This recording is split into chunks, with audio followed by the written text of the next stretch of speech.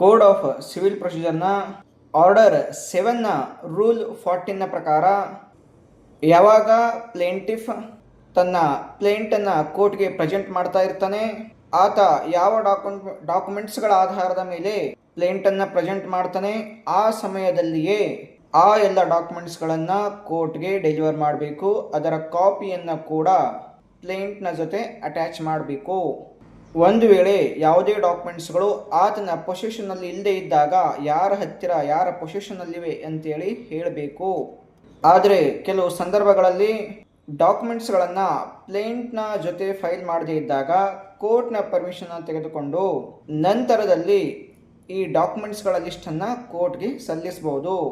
ಆದರೆ ಈ ರೂಲ್ಸ್ಗಳು ಏನಿದಾವಲ್ಲ, ಇವುಗಳನ್ನು ಕ್ರಾಸ್ ಎಕ್ಸಾಮಿನೇಷನ್ನ ಸಮಯದಲ್ಲಿ ಅಥವಾ ವಿಟ್ನೆಸ್ನ ಮೆಮೊರಿಯನ್ನು ರಿಫ್ರೆಶ್ ಮಾಡುವ ಸಮಯದಲ್ಲಿ ಯಾವುದೇ ಡಾಕ್ಯುಮೆಂಟ್ಗಳನ್ನು ಆ ಸಮಯದಲ್ಲಿ ಪ್ರೊಡ್ಯೂಸ್ ಮಾಡಿದರೆ ಅಂತಹ ಡಾಕ್ಯುಮೆಂಟ್ಸ್ಗಳಿಗೆ ಈ ರೂಲ್ಸ್ ಅಪ್ಲೈ ಆಗೋದಿಲ್ಲ.